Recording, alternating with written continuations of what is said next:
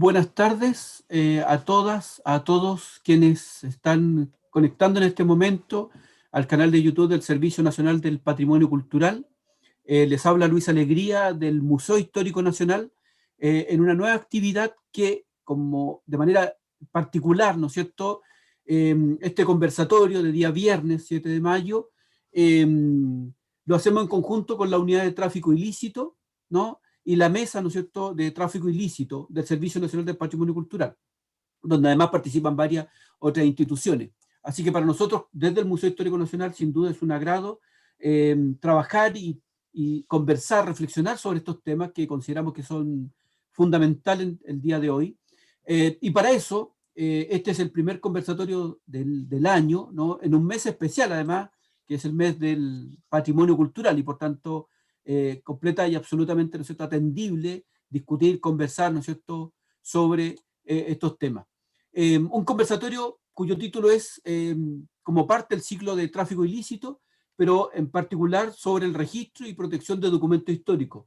Y vamos a conversar hoy día justamente sobre estos temas, documentos históricos, ¿no es cierto?, qué implica, qué significa, la gestión, el resguardo, ¿no es cierto?, de los documentos históricos,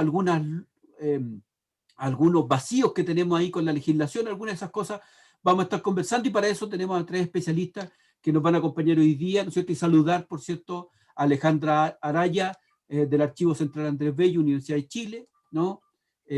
Saludar a Paulina Bravo, del Centro de Documentación de las Artes Visuales, CEDOC, del Centro Nacional de Arte Contemporáneo, también del Ministerio de la Cultura, las Artes y el Patrimonio, y a Luis Martínez, del Archivo Nacional, coordinador del Archivo Histórico, ¿no es cierto?, del Archivo Nacional de Chile y de la Asociación Latinoamericana de Archivos, ¿no? Con ellos tres, bueno, darle, ¿no es cierto?, desde ya la bienvenida, las buenas tardes y agradecer su tiempo por estar con nosotros, ¿no?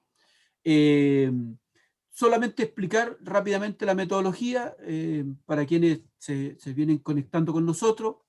Vamos a tener unas presentaciones, tres presentaciones de aproximadamente 15 a 20 minutos máximo de cada uno de ellos y después, ¿no es cierto?, hacemos una ronda de preguntas, comentarios, algunas reflexiones y por eso invitarlos desde ya, ¿no?, a quienes están, ¿no es cierto?, conectados, a enviarnos sus comentarios, sugerencias a través del chat, ¿no es cierto?, del canal YouTube del Servicio Nacional de Patrimonio Cultural. Ahí van a estar las amigas de, ¿no es cierto?, de la Unidad de Tráfico Ilícito, Lina, Cecilia, ¿no es cierto? Y Marcela también nos acompaña al Museo Histórico Nacional haciendo el soporte, ayudándome con los comentarios, ¿no?, y preguntas que ustedes tengan. Hecha esta presentación, entonces vamos a dar inicio a este conversatorio y vamos a comenzar con nuestra primera invitada, ¿no? Con Alejandra Araya, ¿no? Alejandra Araya Espinosa, historiadora y actualmente, de hecho, directora del Archivo Central Andrés Bello de la Universidad de Chile desde el 2010, quien es académica del Departamento de Ciencia Histórica y del Centro de Estudios Culturales Latinoamericanos, ambos de la Facultad de Filosofía y Humanidades de la Universidad de Chile. Bueno, licenciada en Historia y magíster en Historia por la misma universidad, ¿no es cierto?, que además realizó estudios de posgrado en el Colegio de México, donde obtuvo los grados académicos de maestra, ¿no es cierto?, y doctora en Historia. Sus líneas de investigación y docencia se vinculan a la historia de las mentalidades, historia del cuerpo y la sociedad en América colonial. Y en tiempos más recientes también, ¿no es cierto?, viene trabajando temas de patrimonio cultural. El estudio historiográfico del cuerpo y la subjetividad de sectores tradicionalmente considerados como marginales, desde una perspectiva interdisciplinaria, ha sido un énfasis en su producción académica y un aporte al campo de la historia, ¿no? Que por cierto hemos reconocido tanto a nivel, ¿no es cierto?, nacional e incluso yo diría también internacional con esas temáticas. Dentro de sus publicaciones podemos destacar el libro Ocioso, Vagabundo y Malentretenido en el Chile Colonial, del año 99 ya, un clásico, por cierto, ¿no es cierto?, texto de historiografía. El texto de aproximación es una historia del cuerpo, los vínculos de la dependencia personal en la sociedad colonial, gesto, actitud y símbolo entre élite y subordinado, ya del año 2000, siendo este último artículo, ¿cierto?, considerado pionero en esta historia del cuerpo, en el caso chileno, ¿no? Un tema que también se va abriendo y que ahí va a ser interesante, a lo mejor Alejandra, ¿no es cierto?, desde esta perspectiva historiográfica, cómo nos va hablando, cómo los documentos también van posibilitando y abriendo, ¿no es cierto?, estos espacios de debate, ¿no?, de investigación, de reflexión. También participó, ¿no es cierto?, en la publicación de Historia de la Vida Privada en Chile, volumen 1, ¿no es cierto?, dirigido por Cristian Gamburi y Rafael Sagredo. Como director del Archivo Central, ha volcado su práctica de investigación a pensar las políticas sobre patrimonio, en las que se traducen en publicaciones como Materia y Memoria, Tesoros Patrimoniales de la Universidad de Chile, junto a Sonia Montesino, la Biblioteca del Instituto Nacional y de la Universidad de Chile, ¿no? Revuelta Mistral del 2015, ¿no? Un título a esta altura casi visionario, podríamos decir, ¿no es cierto? Revuelta Mistral del 2015, en homenaje a la poeta e intelectual chilena, y una casa abierta para Chile, historia visual de la Casa Central de la Universidad de Chile. Como vemos, ¿no es cierto?, una vasta experiencia, y por eso muy agradecido de que esté con nosotros hoy día Alejandra. Alejandra, te dejo entonces con la palabra. Muchas gracias, Luis. Gracias por la presentación y por la invitación. Por tu intermedio, saludar a Macarena Ponce León, directora del Museo Histórico Nacional, y a todas las colegas y los colegas que trabajan allí. Muy contenta también de compartir esta mesa contigo, con Luis Martínez y con Paulina Bravo, porque son efectivamente personas muy relevantes en el campo de la archivística en Chile.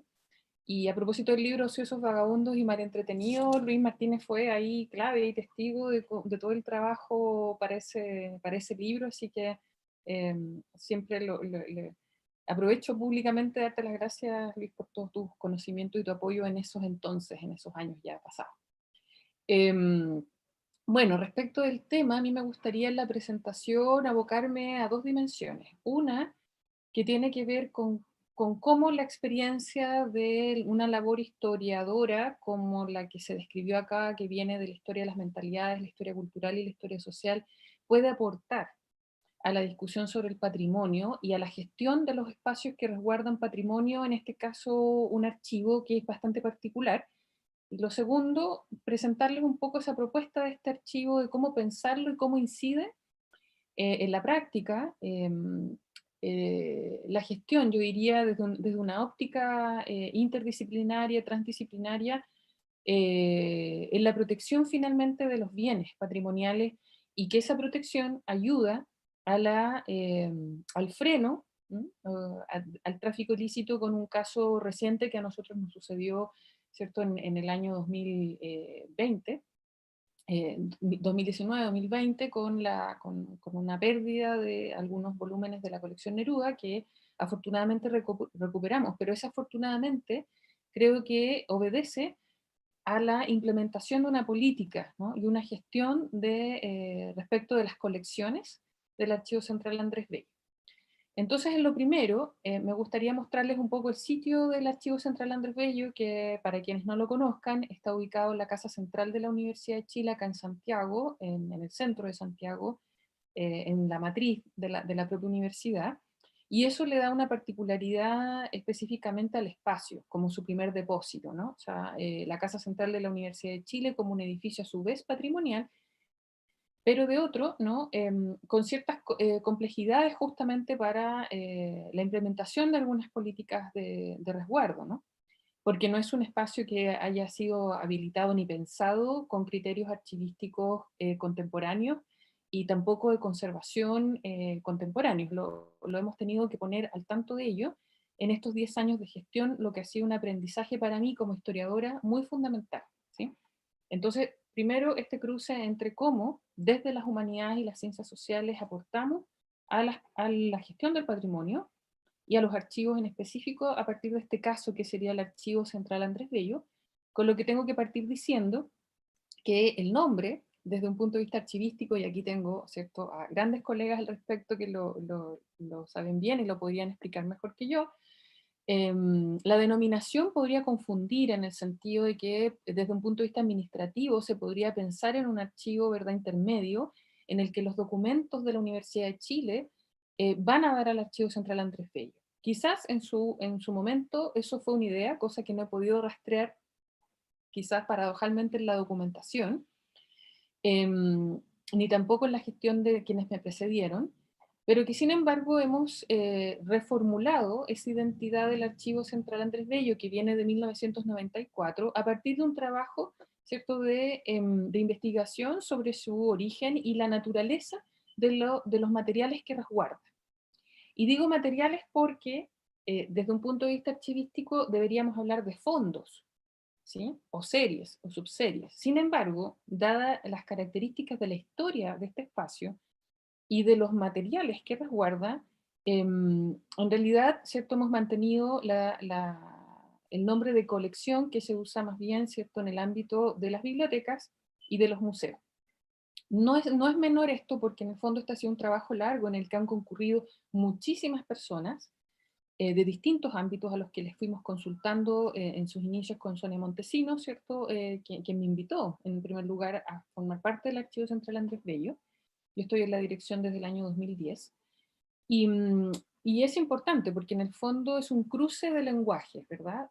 A partir de las características de los materiales y los acervos que nosotros resguardamos, y la decisión de denominarlos patrimoniales, en el sentido de que este archivo central lo pensamos en su centralidad a partir de una noción de núcleo, es decir, cómo podría concentrar em, elementos, ¿cierto?, que son significativos para la historia de la institución desde distintas miradas, en que hay una colección de manuscritos que podrían pensarse de una manera más tradicional, que corresponderían al material de archivo, porque serían documentos escritos, pero de otro, ¿cierto? Que esta particularidad, esta diversidad y esta diferencia también institucional, o sea, aquí es la Universidad de Chile, implicaba el resguardo también de materialidades que son muy diversas, desde las caracolas de Pablo Neruda, hasta, por ejemplo, las cenizas de Desiderio Paz, un investigador, un historiador de la ciencia que donó su biblioteca consigo, ¿sí? Con sus cenizas, y las tenemos en el archivo. Entonces, esta particularidad del Archivo Central Andrés Bello fue el primer desafío de cómo pensarlo desde un punto de vista de la gestión patrimonial, y allí fue clave pensar en un trabajo inter y transdisciplinario, y segundo, la profesionalización de ese trabajo, es decir, que necesitábamos, por ejemplo, archiveros, ¿m? Y archivistas, y darnos cuenta que en Chile no existía, por ejemplo, la formación, y por lo tanto nuestro archivero Alessandro Chiaretti, que en saludo, es italiano, ¿no? Y afortunadamente andaba por Chile y lo pudimos fichar, como dirían en el fútbol, para, para nuestro archivo.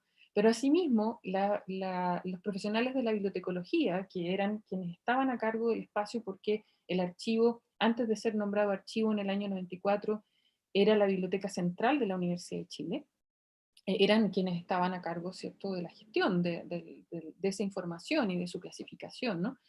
Eh, Profesionalizarlos en el sentido de la discusión sobre el patrimonio, la conservación, de una manera más sistemática, porque con esto no quiero decir que no haya habido una preocupación anterior, pero como ustedes saben, ya que todos los que estamos aquí estamos en las instituciones públicas, muchas veces, ¿cierto?, las instituciones públicas, las políticas, tienen mucho que ver con las direcciones de turno.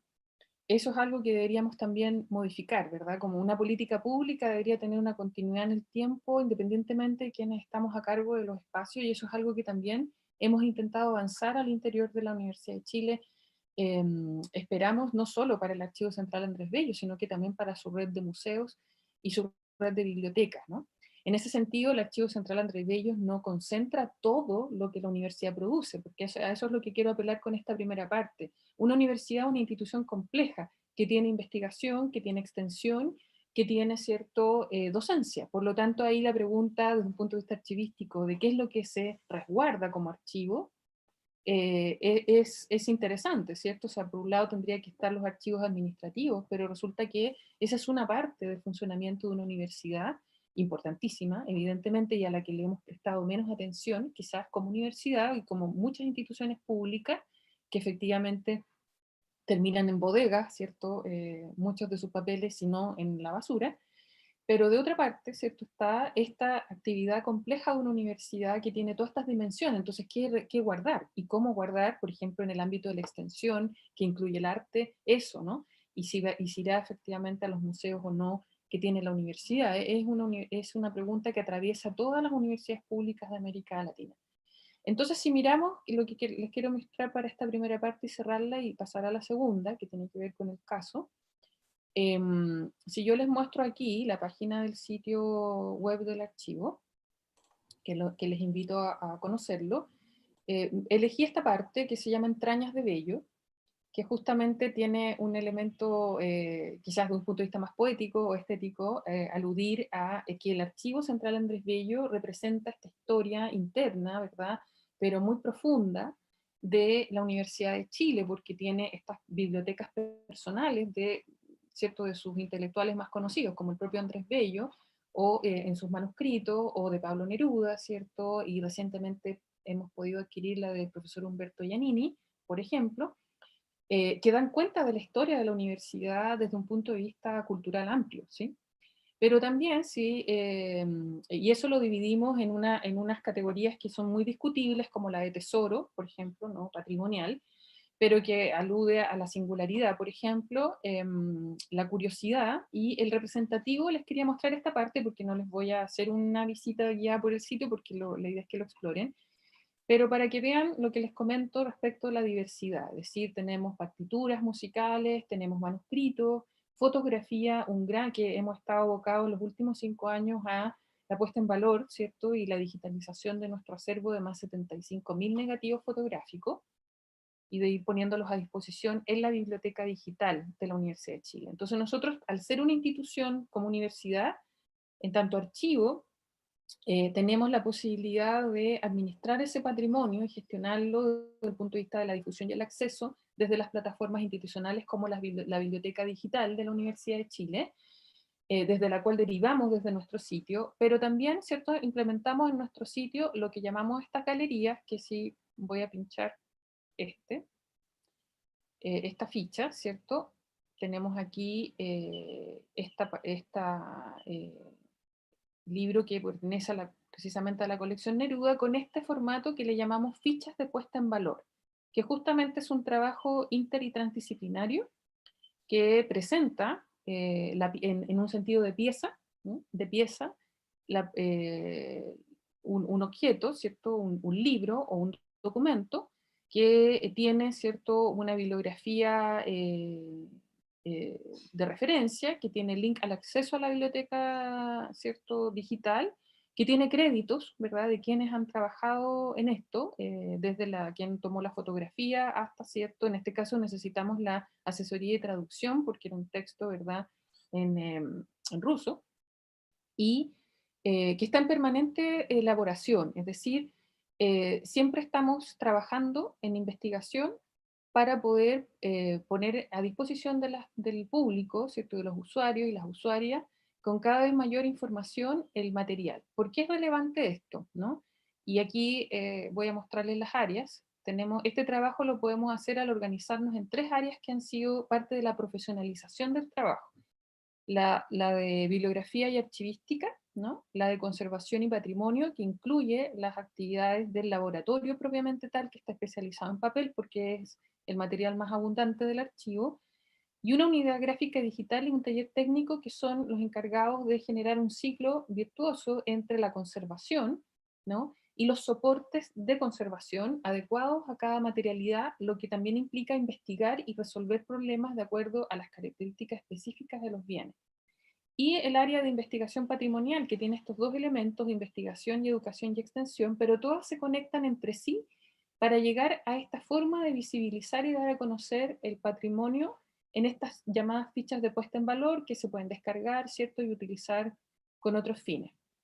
De esta manera, ¿cierto?, si volvemos al espacio, nos interesa que el sitio web a su vez funcione como una manera de legalmente dejar anclado ese patrimonio a la institución. Esto lo aprendimos haciendo, en el sentido de que una cosa era tener instrumentos técnicos como los inventarios, ¿cierto?, de las colecciones. Otra cosa, ¿cierto?, era tener las fichas de conservación de las colecciones. Otra cosa era tener, ¿cierto?, la descripción o la catalogación, en un sentido también tanto bibliotecológico, que son las plataformas disponibles que tenemos desde la universidad, como, ¿cierto?, estos criterios más museológicos y también archivísticos. Pero instalar, ¿cierto?, en el catálogo de la Universidad de Chile, en su plataforma digital y en nuestro sitio, nos permite legalmente dejar una huella, yo le llamo la huella digital, ¿cierto?, del objeto, que justamente nos permite decir, sí, este bien pertenece a la Universidad de Chile, este bien tiene una cierta valoración que nos permite tasar, ¿cierto? Incluir la tasación en algunos de ellos, no en todos, porque en realidad, ¿cierto? Es un trabajo largo y también nos hemos dado cuenta que en Chile tampoco existe, por ejemplo, un espacio tan profesionalizado de la tasación. En este caso voy a referirme en particular a los libros, porque se consideran que no son bienes únicos, y eso es interesante como caso, en el sentido de que nosotros hemos intentado, y a partir del caso de la colección Neruda, que está declarada Monumento Histórico Nacional, con el cual partí con esta reflexión y con esta toma de decisión al respecto, claro, la particularidad del bien la da el propietario, ¿no? En este caso Pablo Neruda, pero cómo, ¿cierto?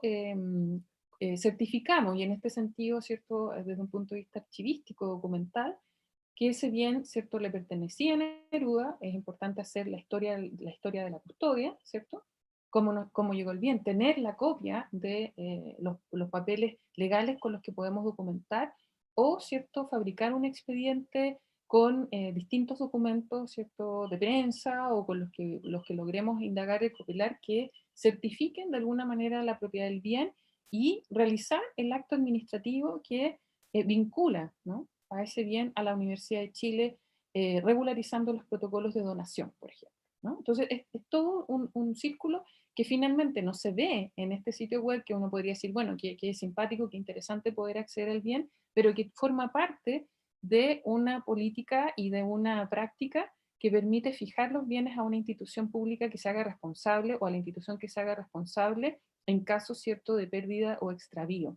Incluso como una cosa tan sencillo de saber si el bien era o no estaba inventariado, ¿cierto? Bueno, aquí quienes están conmigo saben la importancia de los inventarios, y las personas que trabajan en museos también, pero a veces ese inventario, que puede ir acompañado de una fotografía, no es suficiente, así como, por ejemplo, en el ámbito de los seres humanos, la fotografía no es suficiente para decir que esa persona es quien es, ¿cierto? Todo el tema de la identidad es más complejo. Bueno, en los bienes patrimoniales también lo puede ser cuando nos vemos enfrentados a una situación de robo, de extravío, de pérdida, o también, ¿cierto?, de dar de baja al interior de las instituciones de algunos elementos para los cuales uno necesita, voy a dejar de compartir, necesita criterios, ¿m? Tanto para el descarte, ¿cierto?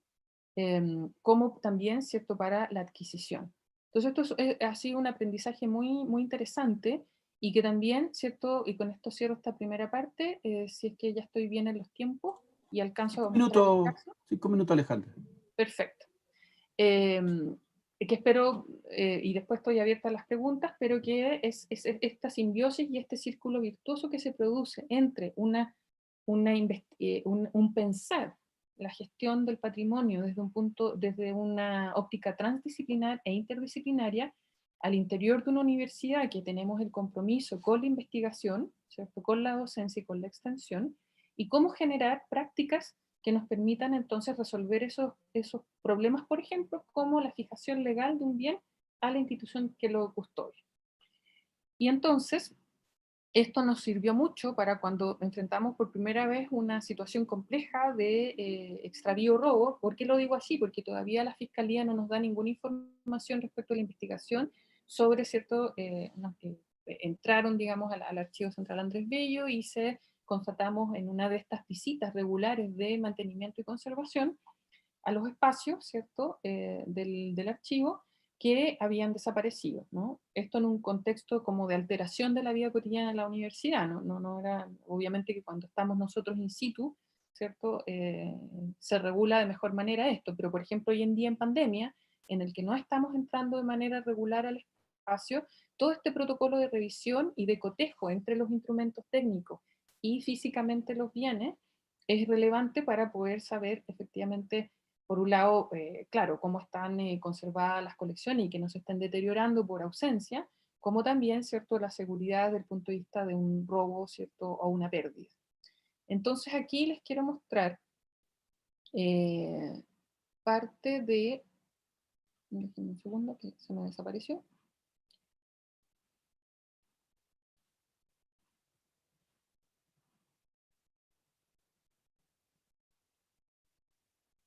Ahora voy.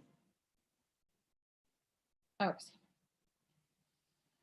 parte del documento que nosotros remitimos al Consejo de Monumentos Nacionales, dado que la colección Neruda es un bien declarado monumento histórico nacional, sin que nos lo pidieran, ¿no? Porque en realidad nos pidieron información respecto a si teníamos más datos sobre cómo habían, ¿cierto?, salido estos bienes del espacio. Sin embargo, consideré que era relevante, junto con activar todo, ¿cierto?, la denuncia a la policía, en fin, la constatación in situ, de generar un documento que, como les digo, no es un informe, pero que yo lo asocio a esta idea de la huella digital del bien, que nos permita, por ejemplo, constatar en el reconocimiento de especies qué eran los bienes. ¿Por qué les digo esto? Porque en este caso eran cuatro libros que finalmente no estaban luego de que cotejamos con los inventarios, con las fotografías, ¿verdad? Porque al interior, como ustedes saben, de una institución, los bienes igual se mueven, es decir, si pasan al proceso de conservación, hacerle el seguimiento por medio de las fichas de traslado que nosotros manejamos al interior del espacio. Entonces fueron cuatro, pero cuando yo fui a la PDI, al reconocimiento de los bienes, me mostraron una lista con un título. Entonces le dije, no, que yo necesito cotejar que efectivamente el título es el que corresponde, porque si ha sido suplantado el bien, ¿sí? Si no es exactamente ese ejemplar que pertenece a esta colección, y no es suficiente que me lo reemplacen por otro, sino que es este bien, ¿cierto?, que es único, irrepetible, no obstante, ese es un libro que tenga muchos ejemplares, ¿verdad? Entonces, ¿cómo hacerlo?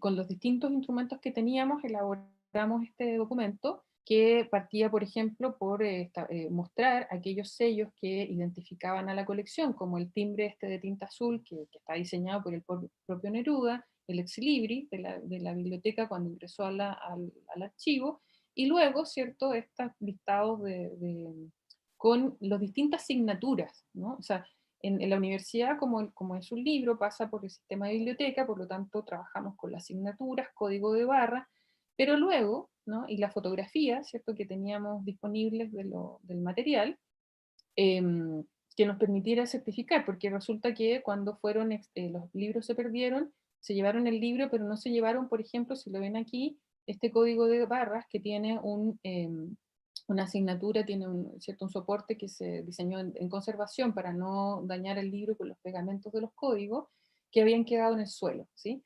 Entonces era importante tener las imágenes con ese elemento para poder asociar el bien al que estuviera extraviado. Y para eso se contextualizó, ¿cierto?, el bien en el total de la colección, y luego lo valoré, porque dije, bueno, si esto está extraviado, obviamente había que generar toda la red de los seguros. Y para eso entonces se estableció este procedimiento de valoración que se usa fundamentalmente para las obras de arte, porque para los libros no está totalmente establecido, que en el fondo son hipótesis, ¿verdad? De cómo poder generar esa valoración con los testigos, ¿verdad? Con un proceso de identificación de precio, y luego la propio precio que nosotros le podíamos poner de base a la colección. Y esto es lo que denominamos entonces esta huella digital en el caso de la colección Neruda del libro. Pero, y con esto cierro, no lo podríamos haber hecho sin un proceso previo de conceptualización de la particularidad de los bienes que resguarda el Archivo Central Andrés Bello. Segundo, ¿cierto?, que tuviéramos un trabajo inter y transdisciplinario, en el cual yo, en mi calidad de historiadora y de directora, ¿cierto?, doy algunos lineamientos, pero no lo podría hacer sin mi equipo de profesionales que vienen de la conservación, ¿cierto?, de la historia, de la literatura, de las artes visuales, y todos ellos permanentemente motivados, ¿cierto?, y apoyados para que se perfeccionen y se complementen con otras áreas, es decir, que todos nosotros de alguna manera podamos comprender el trabajo del otro y tomar decisiones desde cómo elaboramos estos instrumentos técnicos hasta, ¿cierto?, las medidas específicas de protección del patrimonio. En esa misma línea, por ejemplo, estamos abocados, como les decía al inicio, al material fotográfico, que la particularidad que tiene nuestra colección es que son negativos fotográficos. Por lo tanto, ¿cierto?, no es solo que hemos tenido que despejar varias cosas con el público. Uno, no tenemos un banco de imágenes, sino que es, ¿cierto?, una colección que tiene una particularidad patrimonial que está siendo mirada desde todos estos lugares y, ¿cierto?, puesta a disposición del público con una cierta interpretación que le da su valor como pieza y como objeto. y que por lo tanto nos implica investigar en qué pasa con los archivos de arte, qué pasa con los archivos y las imágenes, qué pasa con los derechos de propiedad intelectual, en fin, una serie de elementos que finalmente nos permiten implementar una política al respecto y que pueda resguardar, por ejemplo, en caso de robo, de extravío o de pérdida por catástrofe, ¿no? Entonces, eso es lo que quisiera compartir y agradezco mucho la oportunidad de conversarlo en este espacio respecto de esta particularidad de un archivo como el nuestro, ¿sí? Que no es propiamente, ¿cierto?, un archivo de la administración, como podría aludir un nombre de manera errónea. No se lo vamos a cambiar porque en realidad el trámite burocrático es tan largo que prefiero dejarlo como archivo central Andrés Bello de la Universidad de Chile. Muchas gracias nuevamente por la invitación. Muchas gracias, Alejandra. Bueno, muy interesante esta, ¿no es cierto?, presentación sobre lo que es el archivo, ¿no es cierto?, central Andrés Bello y las distintas problemáticas que tiene como archivo, ¿no?, asociado tanto a las materialidades diversas, pero incluso con el caso que presentaste del libro, ¿no?, interesante, ¿no es cierto?, la temática del libro, así como el libro y los documentos, porque, claro, cuando pensábamos este conversatorio, una de las cosas que nos aparecía, ¿no es cierto?, era justamente cómo libro y documento quizás son de los bienes patrimoniales más desprotegidos, ¿no?, un poco en esa condición, y yo creo que es interesante para el público que van dándose cuenta, ¿no es cierto?, de estas complejidades que tiene particularmente, ¿no es cierto?, estos dos tipos, ¿no es cierto?, de patrimonio mueble, ¿no? Vamos a continuar con las presentaciones y después, ¿no es cierto?, volver a registrar a quienes están ¿no es cierto?, conectados y nos están viendo, que cualquier comentario, pregunta, agradecer a quienes están de regiones, ¿no es cierto?, conectados, ¿no?, hoy día, y ahí, ¿no es cierto?, muy importante este formato que nos permite llegar, ¿no es cierto?, a regiones. También vi por ahí, ¿no es cierto?, a Emma de Ramón, un saludo para Emma, ¿no es cierto?, directora del Archivo Nacional. Así que, y continuando, justamente, ¿no es cierto?, con el Archivo Nacional, ahora continuaremos con Luis Martínez. Bueno, Alejandra además mencionó, ¿no es cierto?, el expertise, ¿no es cierto?, la experiencia que tiene Luis justamente en el Archivo Nacional, ¿no?, el Archivo Nacional Histórico, y por eso agradecer también su presencia hoy día. Luis Martínez Tapia, profesor de Historia y Geografía, actualmente coordinador del Archivo Nacional Histórico, ¿no?, miembro de la Mesa de Lucha contra el Tráfico Ilícito de Bienes Patrimoniales y del grupo de trabajo de la Asociación de ALA contra el tráfico de documentos históricos. Y ahí, justamente, ¿no es cierto?, Luis nos va a poder explicar un poco en qué consiste, de qué se trata, ¿no es cierto?, toda esta labor, tanto del archivo, pero sobre todo también del ALA, que yo creo que es algo importante también que el público pueda conocer, saber que existe esta asociación latinoamericana, ¿no es cierto?, y cuál es gran parte de su labor. Luis, te dejo la palabra. Bueno, buenas tardes, Luis. Un gusto de estar contigo en estos conversatorios. Confieso que he seguido algunos conversatorios anteriores a través de YouTube, siempre muy interesantes. Por cierto, saludar a Alejandra y a Paulina. Mira, yo cuando me plantearon esta invitación, siempre uno empieza a pensar cómo hacer el tratamiento, ¿no es cierto? Y me decidí a ver si les parece a usted interesante desde el punto de vista de a través de 3 casos que quiero relatarles, que de alguna manera a nosotros nos han ido generando un aprendizaje, por cierto, un aprendizaje doloroso, ¿no? Que significa cuando se pierde algún documento por hurto, ¿no es cierto?, por robo, y que, insisto, genera un aprendizaje. Quiero relatarles, ojalá lo más brevemente posible, 3 casos. Cuando yo estaba recién ingresando al archivo, a principios de los años 90, estaba la noticia de que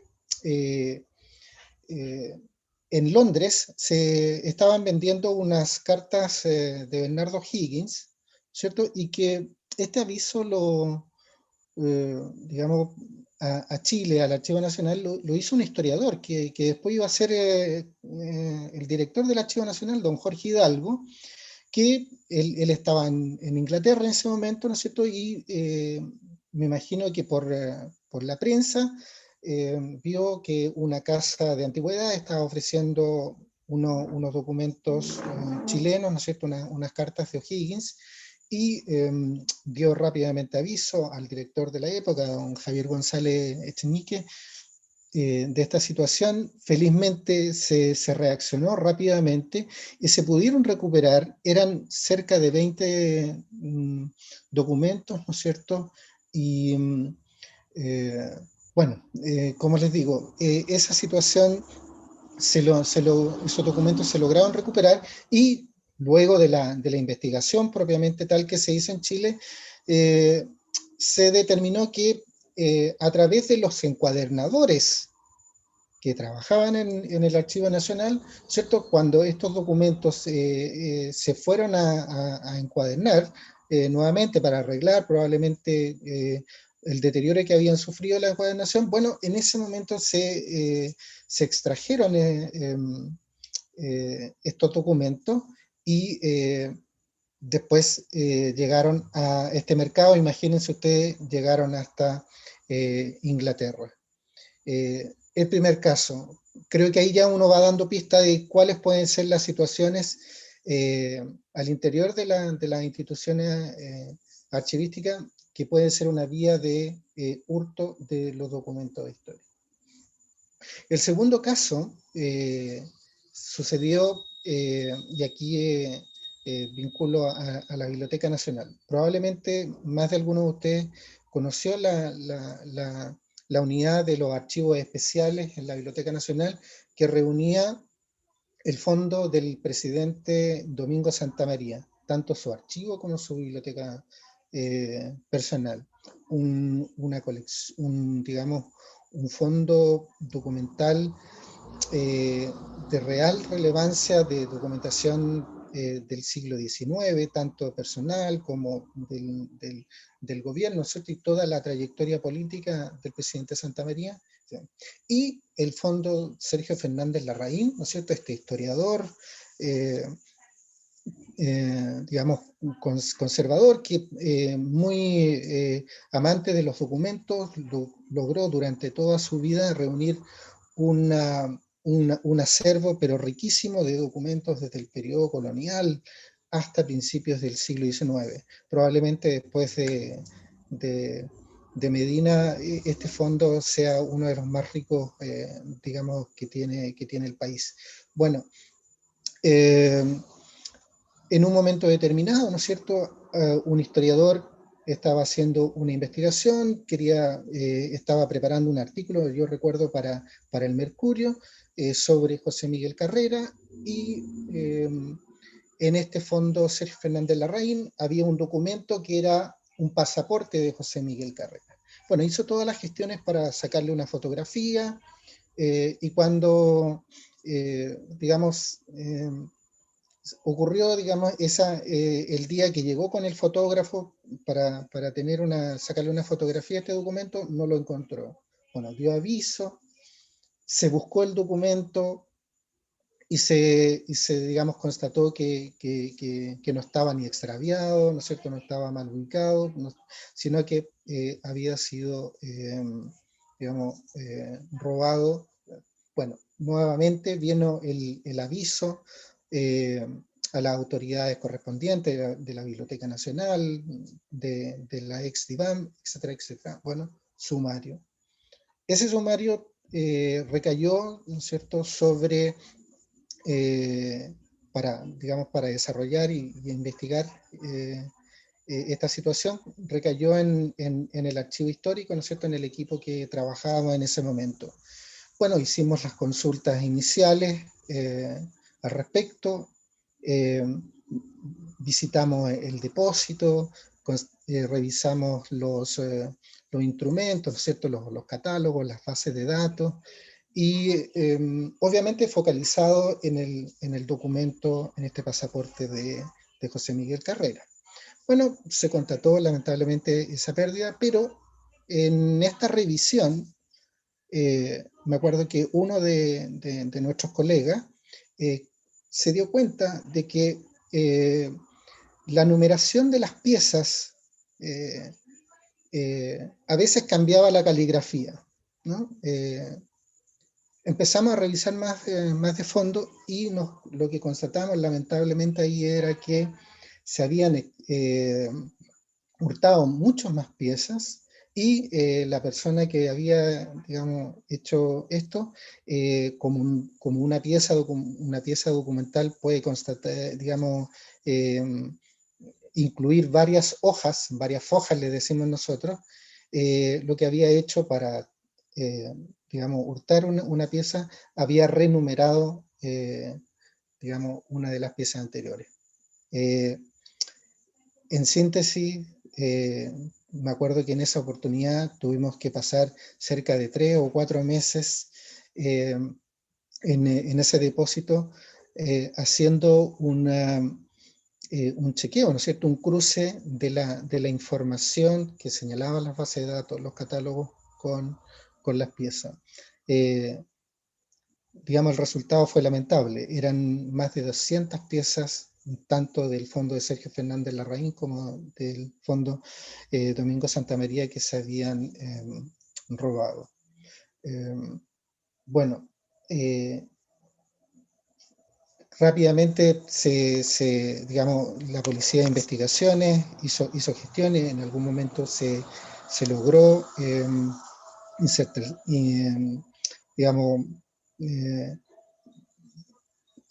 digamos, cercar a uno de los sospechosos. Se encontró una caja que él tenía en su vivienda y venían algunos documentos históricos. Eso, me acuerdo que esos documentos a nosotros nos tocó revisarlos y había una parte, no toda, pero había una parte importante de estos documentos robados de este archivo especiales, digamos, de la Biblioteca Nacional. Bueno, ¿cuáles habían sido las fallas ahí? No había un inventario periódico de esta documentación, había una deficiencia muy importante respecto de el registro de los usuarios de ese archivo, y por lo tanto, digamos, ahí se veían ciertas falencias que se constataron. El tercer caso, para abordar otro aspecto, nos correspondió a nosotros en el archivo histórico el año 2010. Nuevamente un investigador que quería tener una fotografía del original de un volumen de Claudio Gay, y nos pidió tener acceso al volumen original para tener esta fotografía digital. Y bueno, se le dio acceso, se permitió esta posibilidad, porque como nosotros tenemos todo ese fondo en microfilm, los investigadores lo que revisaban en la sala de lectura eran los microfilm, no los originales. Bueno, para tener esta fotografía, como les digo, se fue y se solicitó el volumen. El auxiliar en ese momento regresó y señalándolo que no estaba el volumen en depósito. Se hicieron las consultas, si se había ido a reproducción, si estaba mal ubicado, que a veces sucede. Se contactó si estaba, no sé, en reproducción, en restauración, todas las respuestas fueron negativas.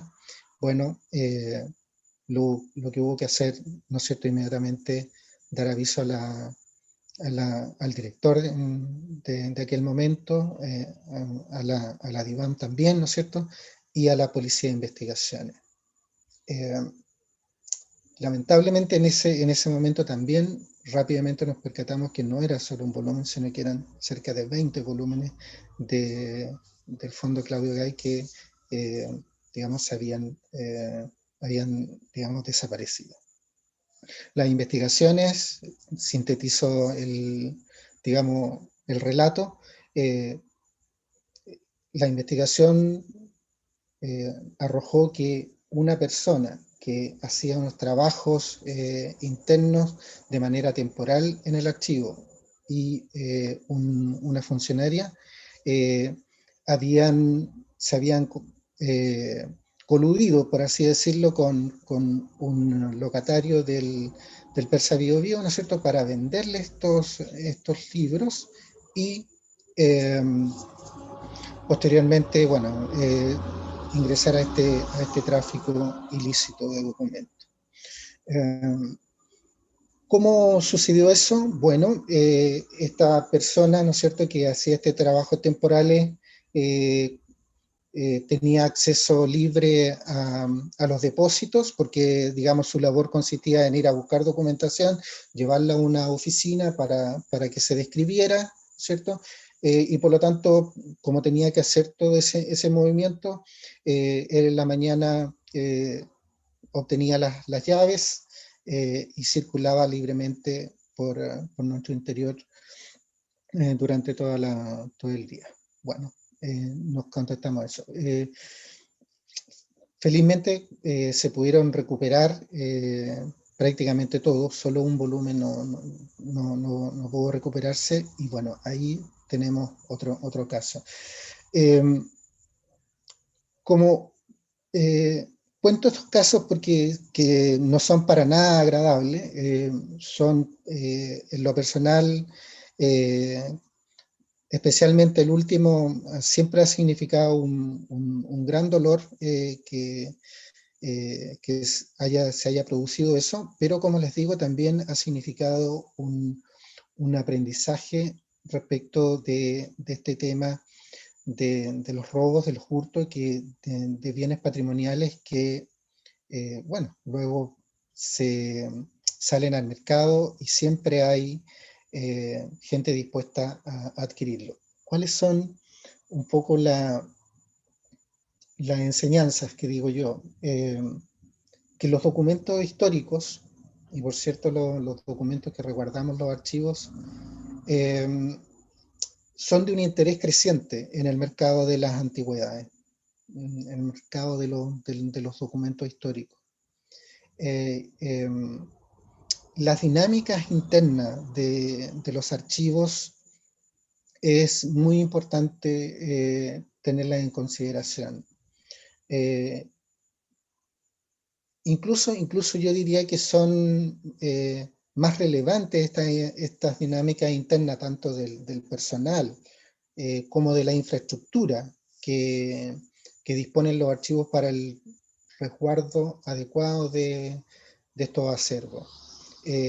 A partir del 2010 nosotros tuvimos que hacer una fuerte inversión, por ejemplo, en cámaras de seguridad, en los pasillos, en los accesos a los depósitos, tener un control biométrico digamos, de quienes ingresan, tener y elaborar protocolos respecto digamos, para tener un control de la trazabilidad de la documentación. Y eso, digamos, son elementos importantes que hay que tener en cuenta. Los usuarios y los investigadores, sí, también hay que tener, digamos, cuidado respecto de ello, pero yo diría que los elementos internos son mucho más cruciales, pero nunca hay que olvidar a los usuarios y su potencial, digamos, peligro frente a un hurto, a un robo de algún documento. Bueno, esto también, este aprendizaje y estas, digamos, necesarias inversiones para proteger mejor digamos, nuestros acervos, se ha sumado al trabajo y a la articulación por parte nuestra del Archivo Nacional con las instancias de tráfico ilícito de bienes patrimoniales. Y en ese contexto, nuestra participación en la mesa, ¿cierto?, del servicio ha sido relevante.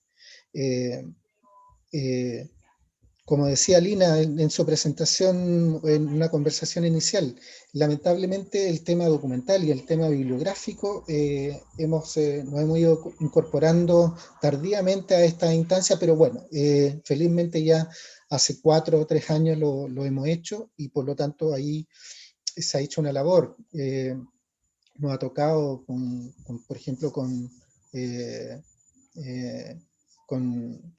María Antonieta Palma de la Biblioteca Nacional, hacer ya 2 o 3 cursos a agentes aduaneros para que puedan identificar, digamos, en mi caso, documento histórico. Entonces ahí señalo, ¿no 5 es minutos, cierto? Luis.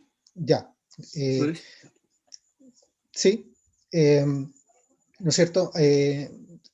Mostrarle a los agentes de aduana algunas características básicas de documentos históricos, como la calidad del papel, como el tipo de letra, como los sellos, como las filigranas, ¿no es cierto? Y que ellos en una primera mirada, ¿no es cierto?, puedan a lo mejor poner atención, retener, y hacer una consulta más especializada de documentos. Entonces hemos podido tener ahí un par de instancias de capacitación a los agentes aduaneros, incluso de Perú y de Chile, que siempre digamos, es un tráfico que hay que tener siempre en cuenta. Bueno, y también en los últimos 2 años, la Asociación Latinoamericana de Archivos ha recogido el tema. Yo tuve la suerte de participar en el año 2016, ¿no es cierto? Uno ya un poco se olvida ahí de la precisión de los años, 2016, en el primer encuentro en la ciudad de Bogotá de los archivos nacionales, los archivos generales, tratando este tema específico. Y desde ahí se tomó, ¿no es cierto?, el liderazgo por parte de México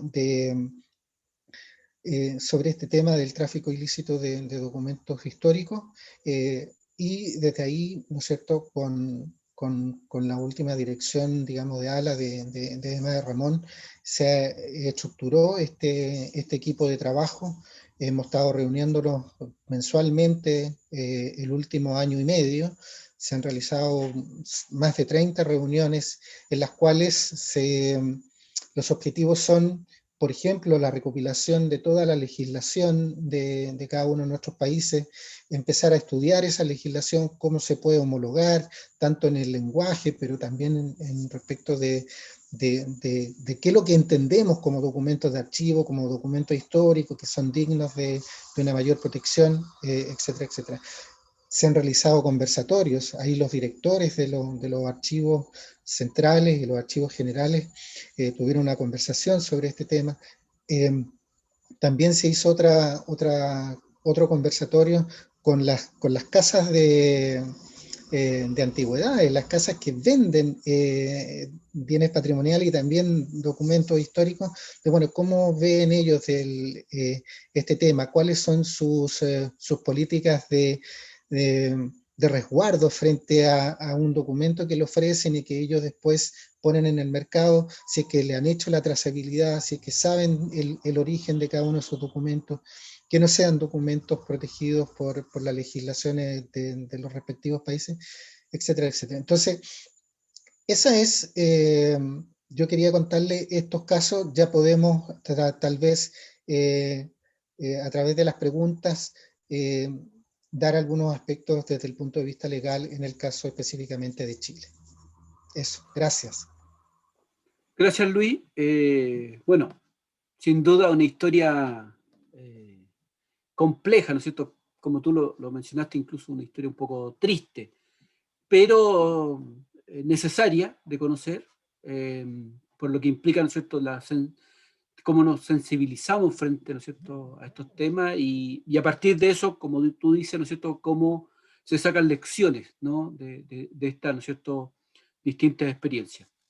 Y efectivamente invitar nuevamente a quienes están, ¿no es cierto?, conectados. Hay gente de distintos lugares de Chile, desde el sur, ¿no es cierto?, Coyhaique, también en la 8ª región, ¿no es cierto?, y en otros lugares, a quienes pueden hacer, ¿no es cierto?, preguntas a nuestros panelistas. Puede ser a un panelista en especial o puede ser, ¿no es cierto?, por cierto, a todos, ¿no? Una pregunta más bien general. Voy a dejar entonces ahora con ustedes a Paulina Bravo Castillo, ¿no? Paulina es licenciada en Teoría e Historia del Arte por la Universidad de Chile, magíster en Gestión de Archivos por la Universidad Complutense de Madrid.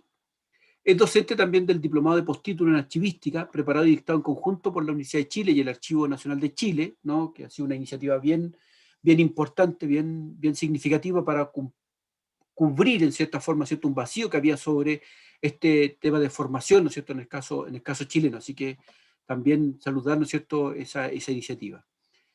Actualmente es coordinador del Centro de Documentación de las Artes Visuales del Centro Nacional de Arte Contemporáneo.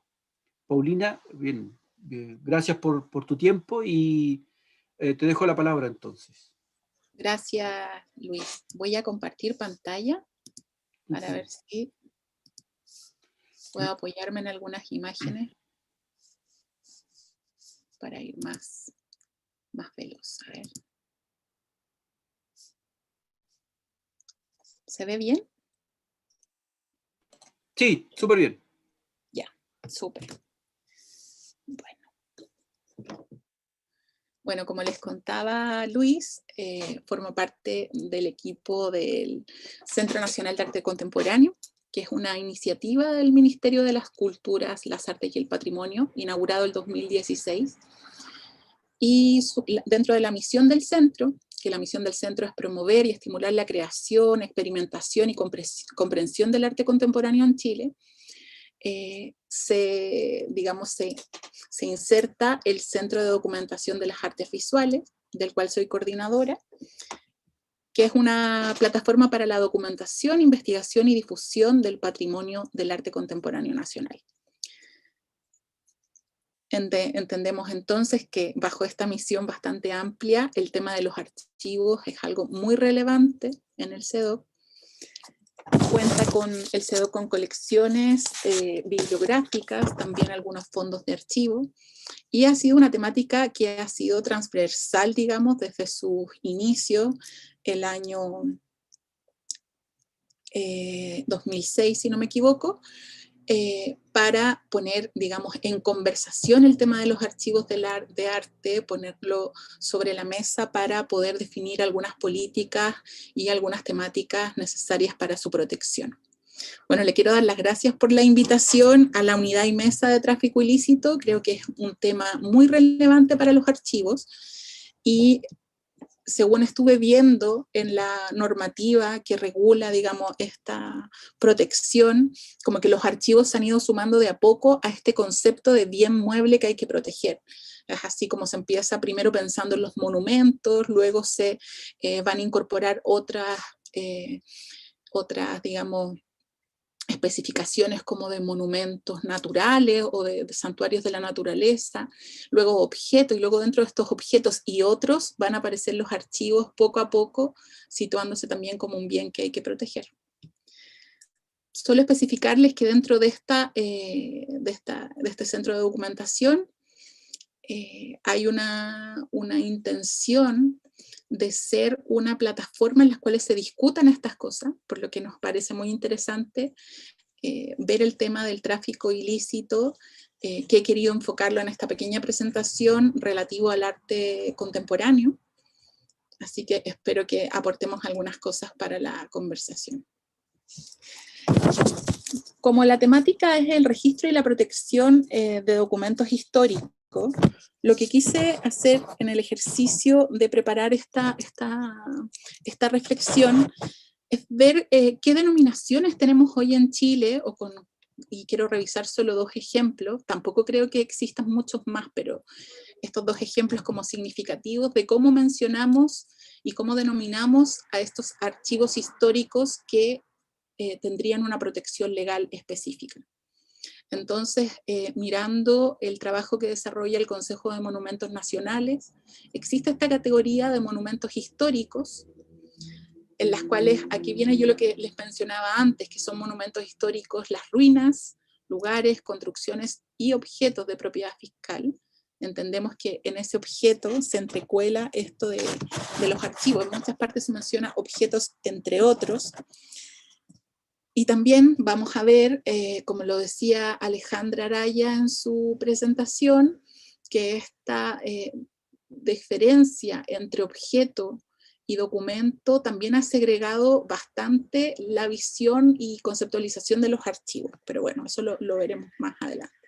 Entonces tenemos esta categoría de monumentos históricos, y dentro de esta categoría existe una tipología que sería colección mueble, de objetos principalmente, y la de archivos y documentos, que si uno entra a este registro que aparece en la página del Consejo de Monumentos, se señala 16 archivos o documentos denominados como monumentos históricos.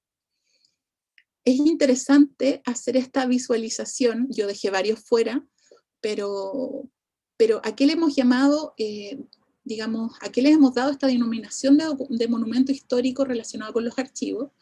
Aparece un gran número de archivos vinculados a organismos de derechos humanos, sobre todo de defensa de derechos humanos, documentos de nuestro pasado colonial, archivos, documentos y colecciones vinculadas a intelectuales y políticos del siglo XIX y XX. Recién Luis nos mencionaba algunos robos en algunos fondos específicos. También las colecciones y bibliotecas que tienen los museos, también se van a denominar monumento histórico. Entendemos que en las colecciones de las bibliotecas y los museos están los archivos, aunque no se denominan como tal. Y algo más reciente que podríamos encontrar, yo creo que el más reciente, si no me equivoco, los archivos documentales de prensa del diario La Nación. Hay un fondo privado, creo que sería el Fondo de Archivo de la Sociedad de Artesanos de la Unión, y la colección de Neruda, que recién nos mencionaba Alejandra, que también fue víctima de un hurto. Bueno, resulta evidente en este panorama la ausencia de documentos vinculados a arte contemporáneo, o de archivos personales vinculados al arte y la cultura más reciente, ¿no? Es interesante dar esa mirada, yo creo, a este tipo de denominación. Y por otro lado, la segunda denominación que me gustaría que revisáramos es la que realiza el Comité Memoria del Mundo, que es un programa de la UNESCO, una iniciativa internacional que funciona desde el año 1992, que tiene como fin procurar la preservación y acceso del patrimonio histórico documental de mayor relevancia en los pueblos del mundo. Funciona con comités nacionales y existe un comité en Chile. Y dentro de las actividades que desarrollan los comités nacionales, una de las principales es identificar el patrimonio documental de importancia para consignarlo a alguno de los registros de memoria del mundo. Saludo a los colegas que forman parte de este comité. Y bueno, les comento que se han denominado 3 archivos y colecciones como memoria del mundo, que es el archivo de los jesuitas, un conjunto de archivos de organizaciones de defensa de los derechos humanos, organizaciones de la sociedad civil, estas 2 denominaciones se hicieron en el 2003, y la colección de la Lira Popular, que es un acervo que comparten, digamos que está depositado en 2 instituciones, que sería la Universidad de Chile y la Biblioteca Nacional. Entonces, ¿por qué les quería comentar esto? Porque creo que es interesante como una premisa, digamos, desde la unidad y mesa de tráfico ilícito, plantear cuáles son los documentos hoy día que están protegidos. También sabemos que por la Ley Pascua de 1966 hay una protección a los documentos que están albergados en los museos, como en las colecciones que veíamos de monumento histórico por el Consejo de Monumentos Nacionales, pero digamos que dentro mi objetivo era que viéramos qué era lo que protegemos hoy, qué es lo que tiene esta denominación de archivo de monumento histórico en el caso de los archivos. Y ahí vendría la necesidad, yo creo, de repensar estas denominaciones en la particularidad de los archivos, pensar en las características. No es lo mismo a lo mejor denominar monumento histórico a un conjunto documental, reflexionar sobre la especificidad que también requieren los archivos para estas denominaciones, y aquí me gustaría, en marco de eso, aportar algunas premisas para la protección de los archivos que creo que en este momento podrían ser relevantes. Y la primera tiene que ver con, muy básica, con la precisión en la utilización de conceptos. Alejandra ya nos adelantaba la dificultad que es muchas veces rastrear en nuestros archivos la historia de las denominaciones.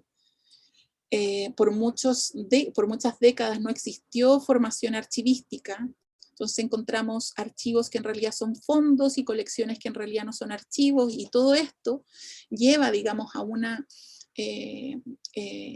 confusión sobre qué es lo que es un archivo y lo que no. Creo que eso, para proteger los archivos, creo que es una premisa muy importante. Escribí hace un tiempo que lo importante sería definir el objeto que queremos trabajar, y si no es un archivo no pasa nada, si es una biblioteca o una colección a lo mejor de publicaciones, hay que definirlo, hay que saberlo para saber con qué herramientas poder trabajar y a qué, digamos, metodología nos serviría más para abordar el rescate, conservación y descripción de estos conjuntos de documentos. Aquí está la definición del ICA, del Consejo Internacional de Archivos, que nos da una definición muy amplia de lo que significa un archivo hoy. Sabemos que es un concepto complejo, que también es muy utilizado desde diferentes perspectivas, pero es necesario asentar una definición común para poder hablar de la particularidad de estos archivos. Para eso, solo mencionarles que los archivos, por sus características, son, digamos, conjuntos de documentos. Es decir, los archivos deberían considerarse para su trabajo como un conjunto de documentos que en el caso de esta cita y de la metodología archivística les denominamos fondos. Es decir, un productor, que puede ser una institución, una familia, un artista, produce documentación, ahí aparece en esta cita como inevitable, como de manera casi natural, como prueba de una función que realiza, y esto se va a denominar fondo, y estos fondos van a ser los que van a albergarse en los archivos, ¿ya? Creo que es importante hacer esta precisión, que en los archivos es muy importante trabajar con conjuntos y no con documentos sueltos, por decirlo así, ya que los conjuntos documentales, si los trabajamos como tal, van a darle el potencial informativo a este archivo. Es decir, las relaciones que los documentos tienen con quien los produjo y las relaciones que tienen los documentos entre sí, va a ser una de las principales características de un archivo. Y esto es algo que se viene conversando y estableciendo como una metodología de trabajo desde el siglo XIX. Entonces, trabajar con archivos es trabajar de una manera diferente que como lo haríamos en museos o en una biblioteca, porque hay que garantizar que este conjunto tenga, digamos, las relaciones con su productor y no se pierdan las relaciones de los documentos. Valorizaciones, por ejemplo, de cuáles son los documentos más o menos importantes en un archivo, nos harían perder ese contexto. Uno de los principios con los que trabaja la archivística es el que les menciono en esta diapositiva, que sería la procedencia, y es decir, que se conserve la información del creador de los documentos, preservando su contexto, ya que este representa contenido vital para comprender la totalidad del fondo. Yo en clases de archivística siempre decimos que la palabra que más vamos a ocupar, por lo menos en las primeras clases, es el contexto. O sea, esa es la premisa fundamental para el trabajo con archivos. Por eso, uno de los problemas principales y que vamos a esbozar al final, pero es bueno adelantar, que la compra selectiva, por ejemplo, de documentos, el robo o su tráfico, afecta la comprensión cabal de un archivo y las investigaciones que éste posibilita. En algunos países, por ejemplo, se habla del principio de territorialidad de los archivos como un principio fundamental. También así se sitúa como la no segregación de los fondos, es decir, no dividirlos. Por eso creo que iniciativas como el archivo del artista Nemesio Antunes o el archivo de Guillermo Núñez son iniciativas muy importantes porque relevan la necesidad de trabajar con un conjunto de documentos y darle la lógica de producción a ese conjunto de documentos. No trabajar con la lógica de seleccionar a lo mejor lo más importante, lo que en una primera revisión pareciera no tener importancia, sino trabajar dándole el contexto de producción, que es lo que finalmente va a dar más pistas para los investigadores en el futuro. quisiera solo mencionar dos referencias sobre este punto, y que hay un informe, bueno, antes existe un llamamiento que se llama, de esta organización que se llama Red de Conceptualismos del Sur, que es un colectivo, y que llama a una política común de los archivos, a un llamamiento de acuerdo de buenas prácticas. Y aquí se mencionan dos cosas que creo que pueden ser interesantes para esta conversación, que se las señalaba yo un poco antes, ellas señalan muchas más, pero quisiera hacer énfasis solo en estas dos. Que es importante defender la integridad de los archivos y conjuntos documentales, priorizar la indivisibilidad y el orden propio de los archivos, que son principios fundamentales para trabajar y para evitar su fragmentación y dispersión. Y aquí, yo creo que en un contexto ya postcustodial de los archivos y de la archivística, es bien interesante abordar la distinción entre obra y documento. Por un momento se planteaba que los archivos trabajábamos con documentos y solo en eso pensando solo como en los papeles, pero creo que ya ese concepto ya ha sido cuestionado y bastante superado en un contexto desde los años 70 hasta ahora en la archivística, y la verdad es que no trabajar los archivos por tipologías documentales y trabajarlos sí, resguardando el contexto de producción, es lo importante que resaltar. Y también menciona este llamamiento, propiciar la localización, que es de ver por las posibilidades que los archivos se mantengan en las instituciones o que se mantengan a las experiencias, cerca de las experiencias que dan cuenta, para no descontextualizar ni enajenarlos de sus contextos de producción y para conocer el conocimiento de esas memorias, es decir, nuevamente el contexto. En el caso, por ejemplo, mencionan de que el archivo no esté disponible en un territorio específico, en una institución, poder contar con digitalizaciones para su consulta y acceso. 5 minutos, Paulina. Súper. Y para terminar, solo quisiera comentarles esto también que aparece y que refuerza estas ideas que quería presentarles, que es un informe sobre el estado de los archivos de arte contemporáneo en Chile, y que dentro de las debilidades de los archivos de arte en nuestro contexto nacional, identifica varias, como los recursos disponibles, la proyección del trabajo en el tiempo, la precariedad de recursos humanos e infraestructura, la preservación digital, que es un desafío que desde el CEDOC también vamos a impulsar este año, pero menciona una específica que tiene que ver con la enajenación del patrimonio documental. Y aquí específicamente pensando en archivos de arte contemporáneo, tiene que ver con la precariedad institucional, la falta de valoración y de políticas de adquisición de archivos, así como los recursos presupuestarios asociados en un contexto no solo chileno, sino latinoamericano, en donde como consecuencia se ha vivido la migración de importantes acervos documentales en manos de privados, que son adquiridos, donados o entregados en comodato a instituciones extranjeras.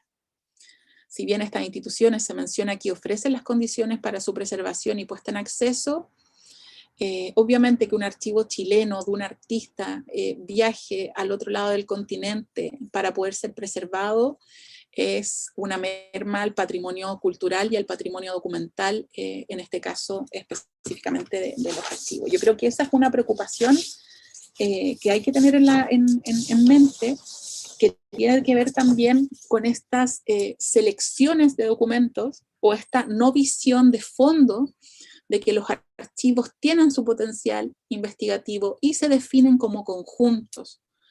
Entonces, tanto las compras selectivas como la selección de documentos para una adquisición, obviamente va en merma de este conjunto documental.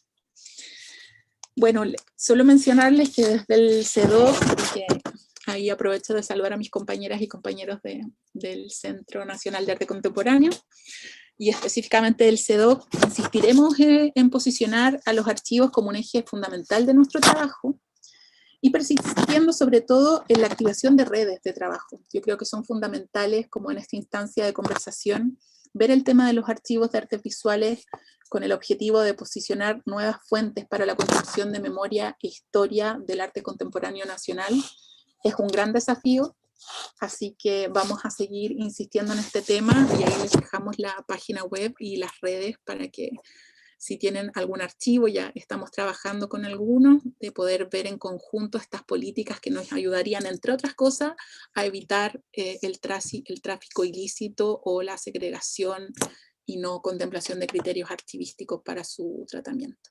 Así que eso, muchas gracias. Muchas gracias, Paulina. Bueno, interesante también esos aspectos que lograste abordar, ¿no es cierto?, en tu presentación. Y algunas cosas que van apareciendo. Bueno, hay muchas felicitaciones y agradecimientos por el coloquio y las presentaciones, más que preguntas, ¿no? Pero algunas preguntas hay.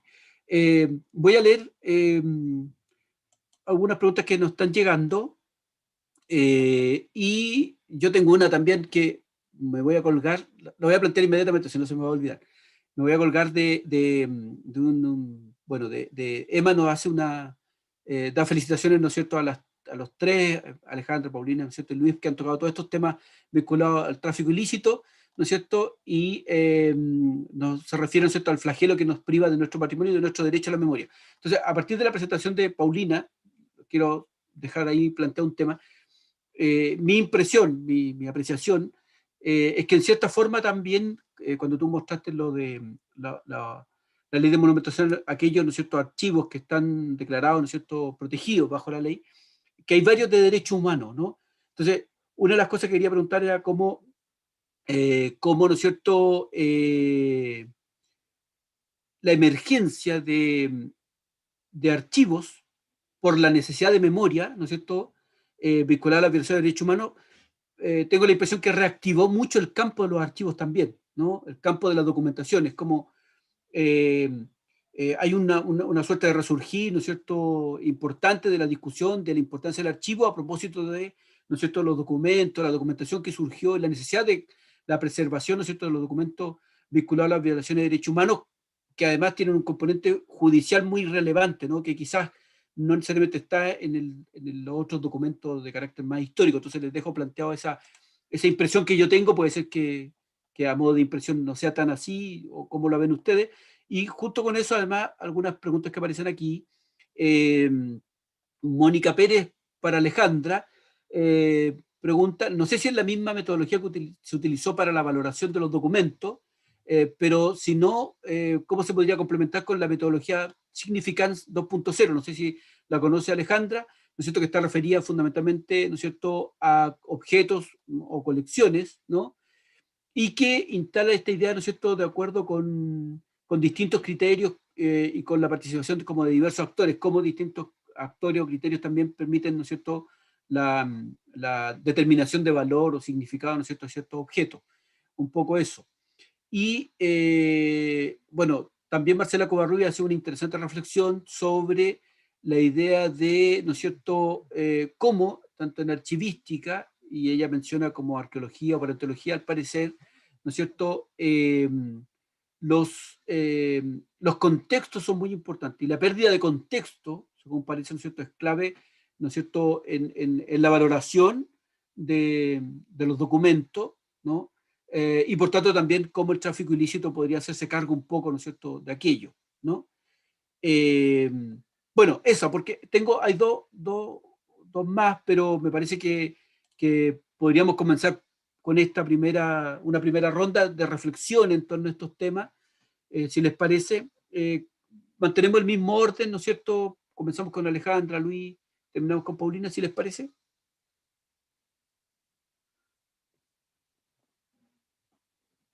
Alejandra. Sí. Ahí. Sí, muchas gracias estuvo muy interesante, tanto lo presentado por Luis como por Paulina.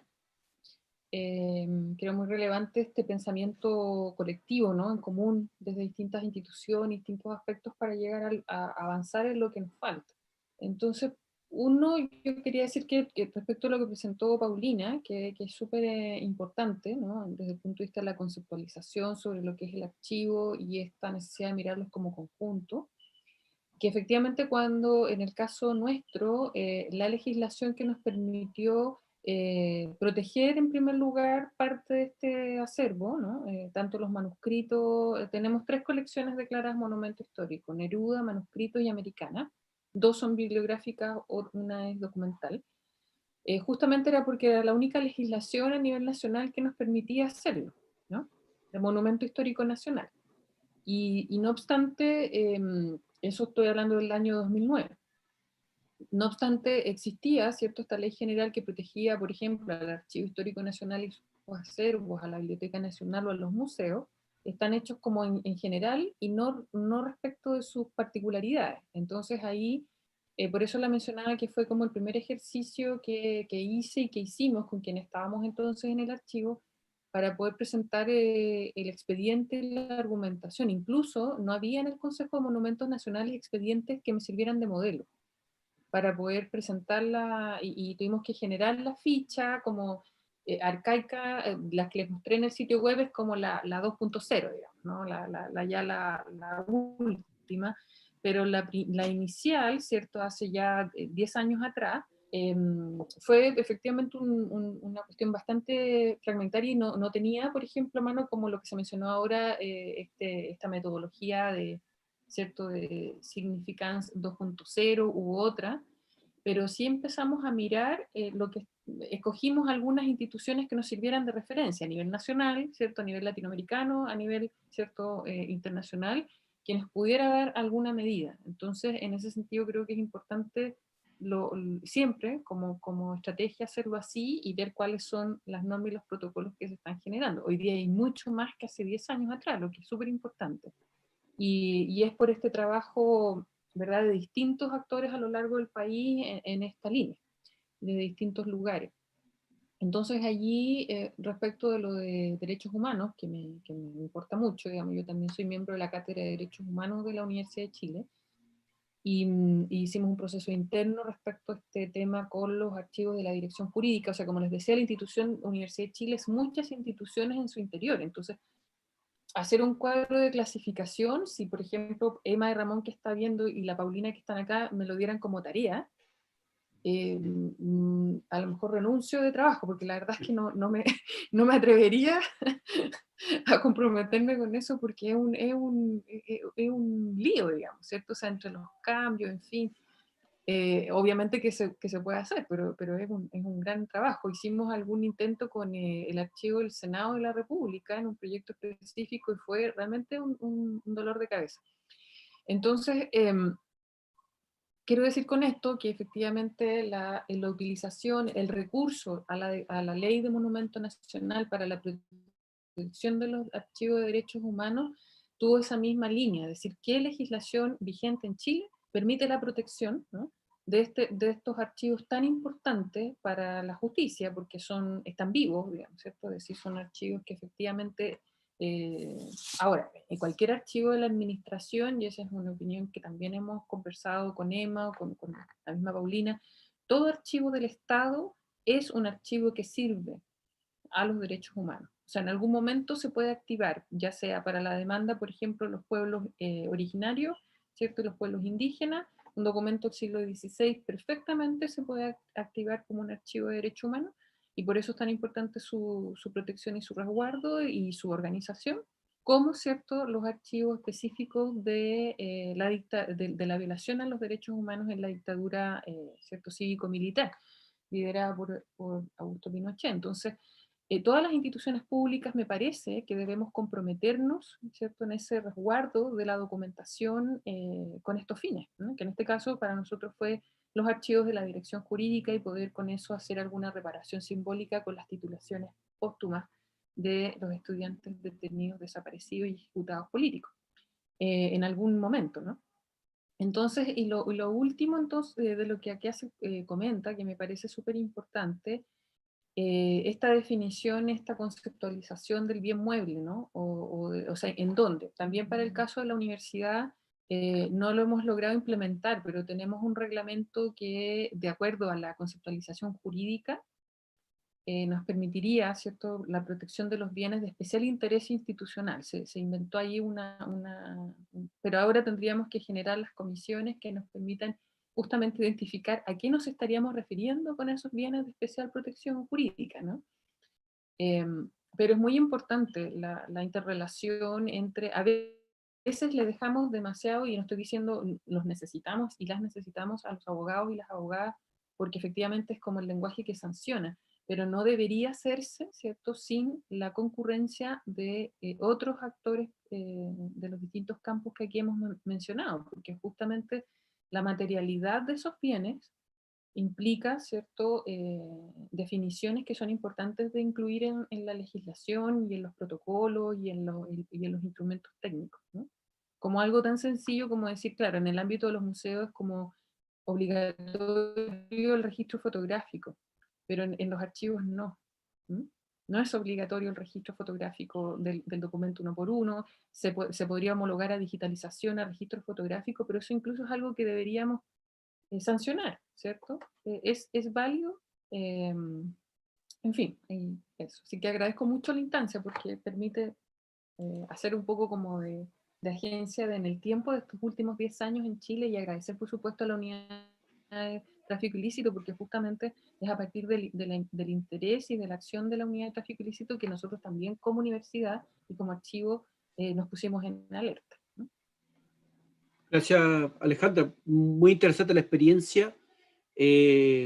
Solo antes de darle la palabra a Luis, solo un tema que dejas tú planteado, que a nosotros en el mundo de los museos nos toca mucho, porque efectivamente, por ejemplo, claro, las colecciones de los museos del Servicio Nacional del Patrimonio Cultural pasan a ser monumentos nacionales en tantos están ingresadas como colección, ¿no?, con su número de inventario. Pero la pregunta que siempre nos queda en el mundo de los museos abiertos es qué pasa con aquellos museos que no son del Servicio Nacional del Patrimonio Cultural, que incluso pueden ser del Estado, de instituciones del Estado o privado.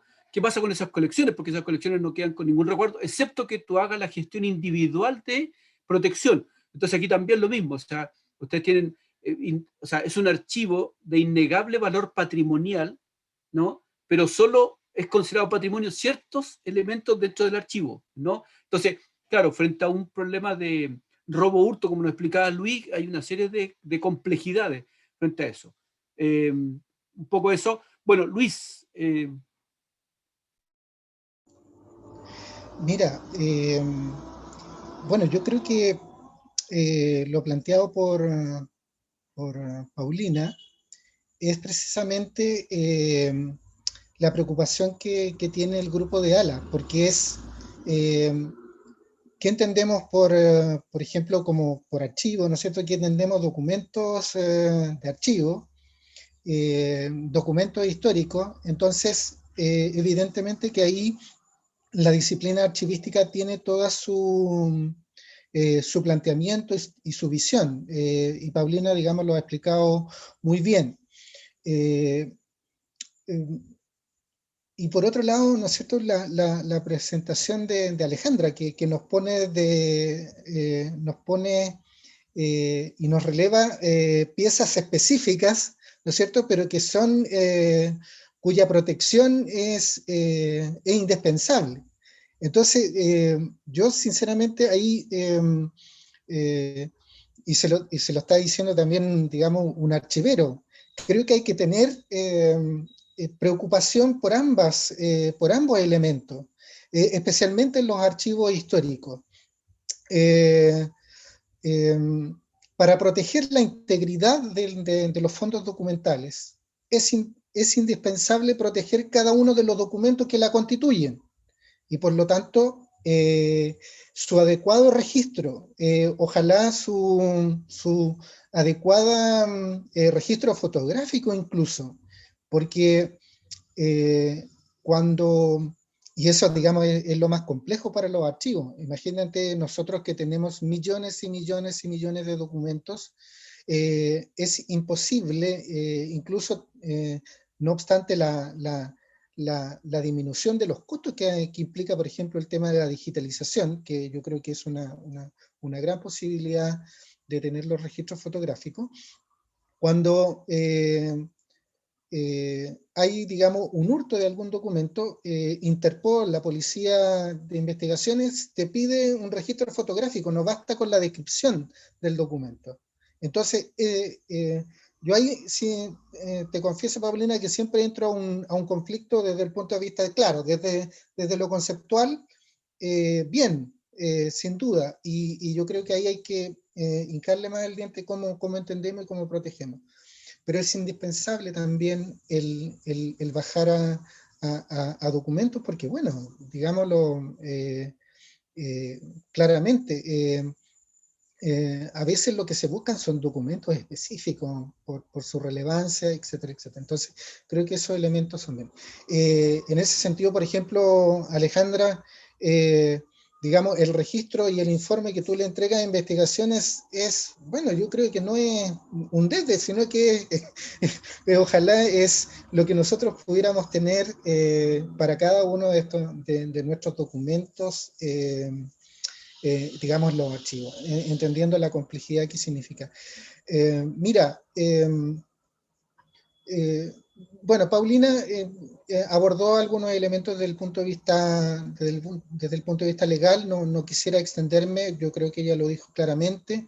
En el caso de los documentos del Archivo Nacional, ¿no es cierto?, desde el año 2006, que fueron, digamos, establecidos como monumento histórico a partir de la legislación actual, y por lo tanto están protegidos, digamos, contra, digamos, su tráfico. Y yo ahí también haría una diferencia.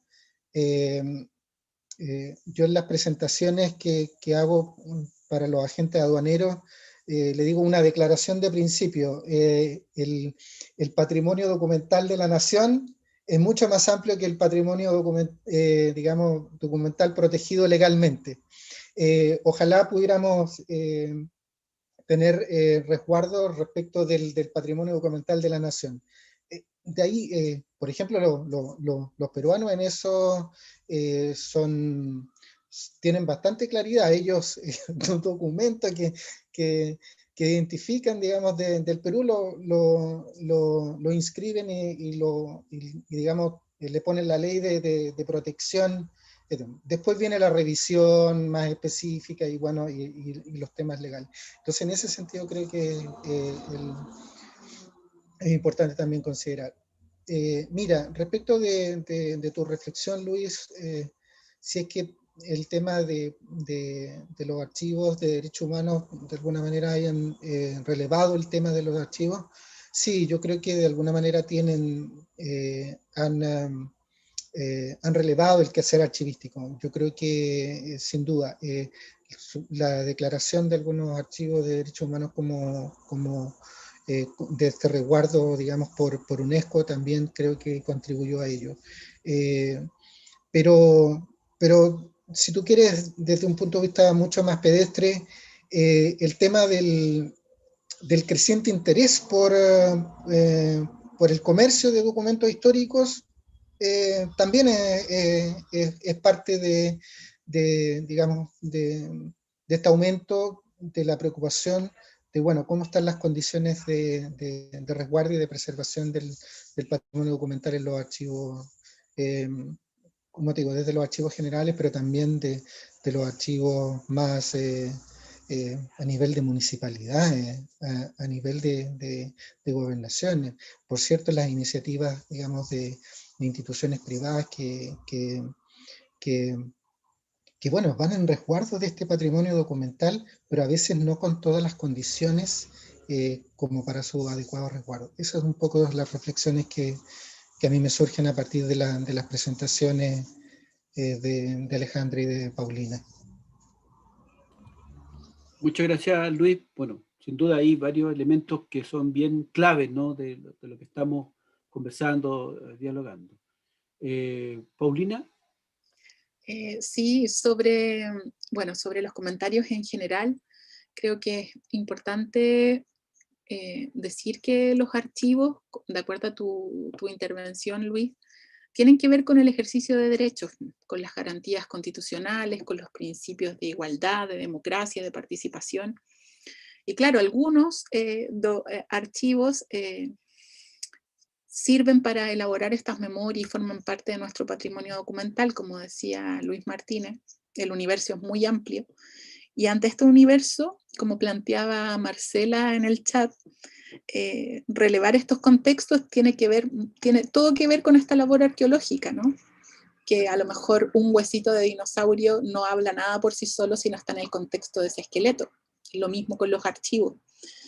Entonces, yo creo que la reflexión, y me quedo con esta conversación de cómo definimos este patrimonio documental como monumento histórico en este caso, cómo lo protegemos. Vemos que los inventarios y la reprografía de estos archivos es indispensable en casos de hurto, pero también la pregunta, o sea, la reflexión con la que me quedo es lo que decía Alejandra, ¿no? De qué herramientas tenemos para poder proteger este patrimonio y cuestionarla, ¿no? Cuestionarla, digamos, de realmente ver si dan cuenta de lo que necesitamos con los archivos.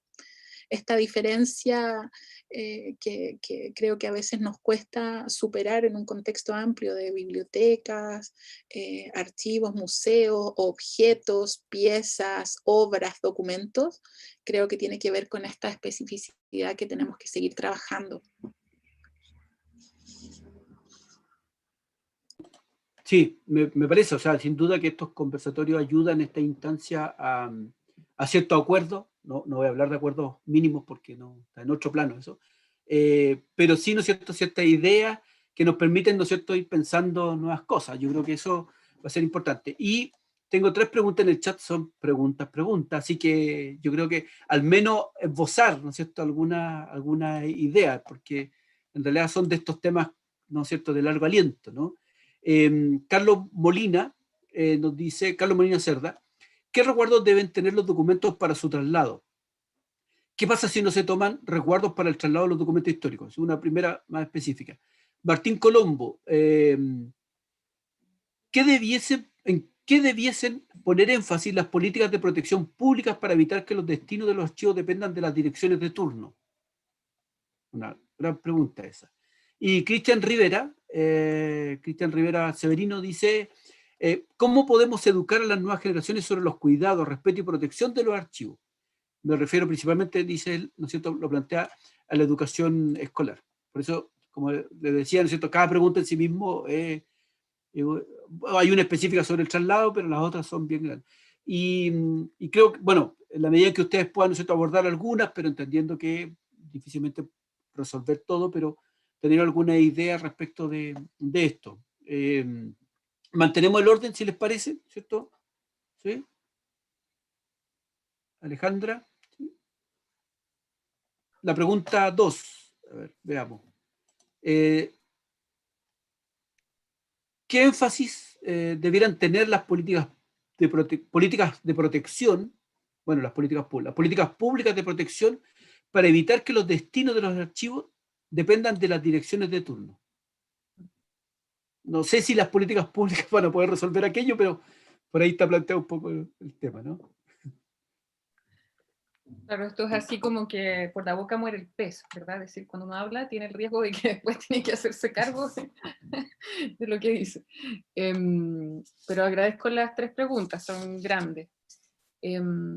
Ahora, ¿sobre qué resguardos deben tener los documentos para su traslado? Ahí yo creo que es un poco lo que hemos conversado, o sea, tiene que ver con la especificidad de los materiales, pero evidentemente que hay normas de conservación y de protección que cualquier institución debiera implementar de alguna manera, y en eso yo también quiero destacar el trabajo que permanentemente hacen conservadoras y conservadores y archiveros y archiveras por ello, ¿no? O sea, de instalar las normas y los protocolos. Pero yo creo que es fundamental, o sea, ahora como anécdota, por ejemplo, nosotros en el archivo tenemos algunos comodatos, que implica que, cierto, nosotros no somos los dueños del bien y que por lo tanto el propietario o la propietaria puede, cierto, pedirnos los materiales, y ahí hay que hacer mucho trabajo de educación. Yo creo que es muy importante ahí que todos los profesionales que estén en los archivos tengamos siempre algún nivel de formación y de autoeducación entre los equipos respecto de cómo proceder, para que justamente se elimine la discrecionalidad. Es decir, yo como directora podría decir, sí, lléveselo, ¿no? Pero no debo hacer eso. Lo que debo hacer, ¿cierto?, es tener un protocolo, ¿no?, que a veces pasa por los trámites, que son lo que en el fondo deja huella, ¿no?, desde un punto de vista archivístico también, para el resguardo del bien. O sea, que decir, que se tengan que pedir formalmente, que tengan una ficha, ¿cierto?, la identificación fotográfica, en que yo no puedo impedir que la persona propietaria del bien lo lleve y lo traslade, pero sí tengo que tener algún tipo de política, ¿cierto?, de criterio,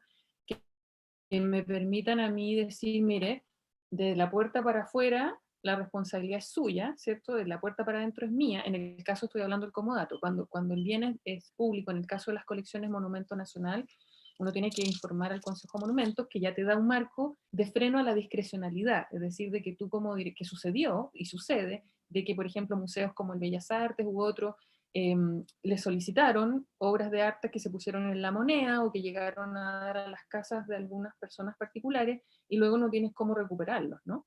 Entonces sí tienen que tener, los documentos igual, tienen que tener políticas de traslado que parten por esta, podríamos decir, un resguardo menos físico, pero que es la efectividad que tiene la norma, ¿no?, con los trámites que habría que instalar como política, y luego, por supuesto, todos los elementos que señalan el traslado físico, con sus respectivas cajas de depósito, o con sus ciertos sobres correspondientes, con el fondo, ¿cierto?, cuando se hablan los seguros, como el seguro de puerta a puerta, y si no tienes el seguro legalmente de puerta a puerta, sí tienes que ser capaz de transmitirle a los funcionarios y funcionarias que van a trasladar, ¿cierto?, ese bien, la responsabilidad que tienen de que llegue ¿cierto?, íntegro al lugar de destino, ya sea para un préstamo de exposición, ¿cierto?, o para el mismo trabajo de conservación. Entonces ahí depende, o sea, hay elementos que uno puede adoptar de las propias políticas que están en las instituciones de referencia, como también es una responsabilidad de quienes están a cargo de los espacios generarlas en el caso de que no existan, ¿cierto? Con esos criterios. Eso podría decir sobre la 1. Sobre la segunda, creo que ya respondí un poco con la primera, es decir, cómo podemos frenar la discrecionalidad de las direcciones de turno en cualquier espacio público, tiene que ver con normativa, con protocolo, pero también, ¿cierto?, con una ciudadanía activa, ¿no?, con comunidades activas que en el fondo tú también hay que hacer un trabajo educativo con las propias comunidades. En el caso de nuestro archivo fue parte fundamental que la comunidad de la propia universidad supiera de la existencia del archivo y por lo tanto se comprometiera en su resguardo, ¿sí? O sea, que en el fondo existimos, que lo que tenemos es importante, porque es importante, y hay el trabajo educativo, ¿cierto?, y docente con estudiantes, la implementación de pasantías, de talleres, ¿verdad?, y de visibilización de lo que resguardamos es fundamental, porque eso también ayuda a la protección, pero también a la exigencia de que quienes se hagan cargo de los espacios cumplan con su misión, ¿cierto?, de resguardo. Y por último, claro, si no existe la política, como les digo, implementarla y trabajar con ello, pero son procesos largos, o sea, no es tan automático, pero hay que tomar la decisión de generar yo digo, como una conciencia de archivo, en el caso de los archivos, hay que generar la conciencia de archivo, en las autoridades que están a cargo en determinados momentos, y es un trabajo misionero de todos los días, de explicar qué es un archivo, para qué sirve el archivo, por qué es importante el archivo, ¿no? Educarse, autoeducarse, y por lo tanto eso creo que minimiza, pero hay que tener políticas declaradas, hay que tener políticas, y en el caso de Chile hay que tener ley de archivo, ¿no? Porque si no, sin ley de archivo vamos a seguir con la discrecionalidad de arriba hacia abajo, ¿no? Entonces, creo que eso. Lo tercero, creo que ya lo respondí, o sea, las nuevas generaciones hay que educar y hay que mantener, pero es una construcción permanente, que uno tiene que ahí fabricar, y a veces duran más en el tiempo y otras menos, con comunidades educativas, con profesores y profesoras, con cómo llegar a los niños y las niñas, estar al tanto de lo que se está haciendo a nivel nacional, que es bastante, pero a veces a uno no le llega la información, pero es un trabajo permanente, o sea, no hay como receta, creo yo, pero sí creo que hay que aprovechar en pandemia, y que estamos en nuestros hogares, eso estamos tratando de ver si nos resulta una cierta campaña desde el Archivo Central Andrés Bello, el patrimonio doméstico y el archivo doméstico, ¿sí? O sea, mucha gente ha comentado, bueno, en este tiempo de encierro me dediqué a ordenar, saqué las cajas, ¿cierto? Abrí el ropero y me encontré con no sé qué. Entonces yo creo que puede ser interesante un ejercicio más amplio que inocule eso, que no es solamente que le estamos sacando el polvo, que sacar el polvo es un primer elemento de cuidado, ¿cierto? Que no esté arrumbado. Pero a lo mejor de ahí podemos ponernos a pensar en nuestro propio, cómo organizarlo, que es como en casa de herrero, cuchillo de palo, ¿cierto? Ya, a ver, cómo tengo yo mis papeles, qué considero que es mi patrimonio doméstico, y ahí a lo mejor también vamos aportando, pero creo que todos aportamos, no hay una receta. Perfecto. Interesante la iniciativa, sin duda. Ayuda mucho en estos ámbitos. Luis Martínez. Mira, algunas, digamos, cosas puntuales, pero, digamos, porque cada pregunta uno, digamos, puede abarcar mucho tiempo.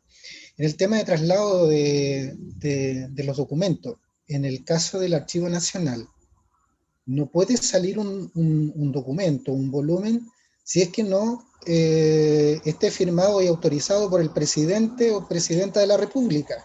Eso dice nuestro, digamos, legislación, ¿ya? Después, ¿no es cierto?, en el tema más de gestión del día a día, cuando se requiere que una documentación para su restauración, reencuadernación, evidentemente ahí se toman todos los resguardos y digamos los protocolos objeto de la adecuada protección para el traslado de esa documentación en papel, envueltos en papel adecuado, en cajas, ¿te fijas tú? Entonces eso se ha establecido también por el personal, digamos, especializado en esas tareas. Entonces, esos son elementos que son importantes de tener en cuenta, pero no dejo de mencionar el primero, de que es solo con firma presidencial el que tiene que salir un documento del Archivo Nacional. En la segunda pregunta, mira, yo creo que aquí estoy pensando más en la situación del Archivo Nacional que en términos generales, porque creo que puede ser interesante para la gente comprender esto. Toda la documentación que se transfiere al Archivo Nacional, desde, digamos, de los organismos públicos, está establecido en un decreto del año 29, el 5200 famoso, y que fue recogido completamente en la nueva ley del Ministerio, digamos en la 21045, se recoge íntegramente. Y ahí se establecen qué documentos tienen que ser transferidos al Archivo Nacional, en qué periodo. Y ahí hay en los organismos públicos, muchas veces en las autoridades de turno de estos servicios públicos, una interpretación, yo diría que bastante laxa respecto de lo que significa este decreto. Ejemplo, respecto de los ministerios, lo que dice este decreto es que todos los documentos producidos por la Secretaría Ministerial deben ser transferidos al Archivo Nacional. ¿Qué se entiende por eso? ¿Es el 100% o es lo que determina la autoridad de turno? Ese es un poco nuestro problema, ¿ya? Porque eso sí hay mucha discriminación o discrecionalidad. Pero fíjate que yo ahí lo integro esto porque en el proyecto de ley que nosotros tenemos de, digamos, Ley General de Archivo, que esperamos que ojalá sea enviado ya al Congreso, ahí nosotros establecimos dos principios que son centrales a objeto de reducir al máximo esta discrecionalidad de la autoridad de turno. Y son el principio de, tengo que leerlo, disculpen, inalienabilidad, ¿cierto? Y de la imprescriptibilidad. Espero haberlo dicho bien. Si esos dos principios se quedan puesto, digamos, en la nueva Ley General de Archivos, creo que una parte importante de nuestro patrimonio documental público, ¿no es cierto?, va a quedar protegido, que no está hoy día. Respecto de la tercera pregunta, es una, digamos, de las partes que sinceramente a mí más me gustan del quehacer de los archivos, que es el tema de cómo dar a conocer, transmitir la valoración del patrimonio documental a las nuevas generaciones. Nosotros hacemos permanentemente visitas guiadas a escolares, a universitarios, digamos, agrupaciones a veces de la sociedad civil, les mostramos nuestros documentos. En este nuevo contexto con demoras y con dificultad, hemos tratado de, por ejemplo,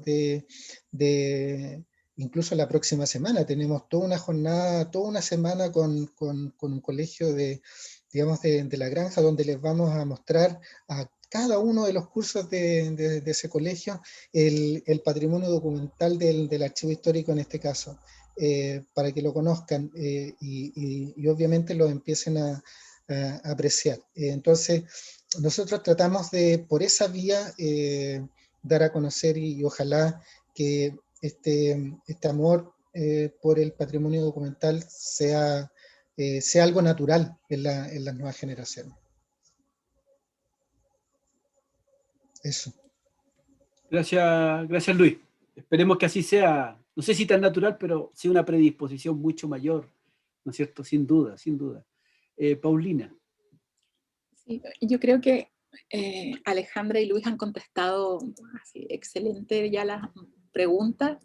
Solo creo que me queda hacer un énfasis con respecto a las políticas y que creo que tiene también que ver con el lugar desde el que me sitúo, que es la responsabilidad de las instituciones públicas con respecto al patrimonio que custodian y que el Centro de Documentación de las Artes Visuales se encuentre en un centro específico de arte contemporáneo, nos presenta un montón de desafíos con respecto a este tipo de política.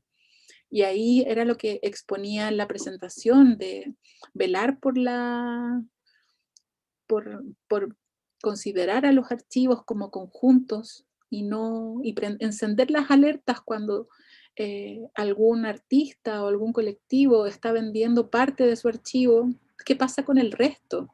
¿Qué pasa con el resto? ¿Qué pasa cuando no se considera el archivo como un conjunto total? Es una responsabilidad institucional también de parte de estas instituciones que velan digamos, por patrimonios específicos. Hay un gran desafío ahí. También hay un gran desafío, como creo que lo mencionaba alguien, cuando la obra desaparece, por ejemplo, en arte contemporáneo la obra desaparece y solo nos queda el registro y la documentación que generó esa acción de arte, ¿no? Entonces ahí también tenemos un desafío con respecto a estas políticas de documentación, de archivo, y de cómo al final lo que estamos haciendo sería propiciar todas las condiciones para la reconstrucción de esta memoria y propiciar una mejor investigación en el presente y en el futuro, o sea, construir memoria. Entonces, solo enfatizar eso, creo que las otras dos preguntas ya fueron respondidas. Bien, gracias Paulina. Bueno, ya en el chat no tenemos más preguntas, creo que hemos hecho también un conversatorio bien amplio, hemos abordado muchos de los temas asociados, ¿no es cierto?, al documento histórico, ¿no es cierto?, o libros, documentos, como una problemática en particular dentro de lo que es el tráfico ilícito. Agradecer la presentación de los tres, de Alejandra, de Paulina, de Luis, ha sido muy enriquecedora, ¿no es cierto?, con una serie de datos, información, pero también con reflexiones muy potentes. Así que reiterarle el agradecimiento, reiterar también el agradecimiento a quienes están conectados, ¿no es cierto?, al canal de YouTube del Servicio del Patrimonio Cultural, dejarlo invitado para un nuevo conversatorio, en este caso, ¿no es cierto?, mayo, que es el mes del patrimonio, el 28, viernes 28 de mayo, ¿no?, a las 12 horas también, ¿no es cierto?, también como parte de este ciclo de tráfico ilícito, y particularmente ahí con un tema, ¿no es cierto?, que va a ser la ética en la conformación de las colecciones, ¿no? Es decir, cómo, ¿no es cierto?, algo de eso apareció por acá, el tema de la ética, pero ahí vamos a abordarlo de mejor forma, ¿no es cierto?, el componente de la ética y la conformación de colecciones. Así que dejarlo a todos invitados. Y nuevamente reiterar y agradecer, ¿no es cierto?, a nuestros 3 panelistas de hoy por unas presentaciones muy, muy buenas. Así que creo que ha sido muy provechoso, ¿no es cierto?, este conversatorio, ¿no? Y de esa manera entonces me despido. Nos vemos, seguir cuidándose y esperamos encontrarnos en otro momento, en otras circunstancias, ¿no? Un gusto haberlo tenido acá. Igual, gracias por la invitación. Gracias, gracias. Chao, Ya, chao. pues, gracias, Chao, chao, chao. Alejandra, Paulina, Luis. Un gusto verlos. Igual. Chao. Igualmente, Luis, Paulina.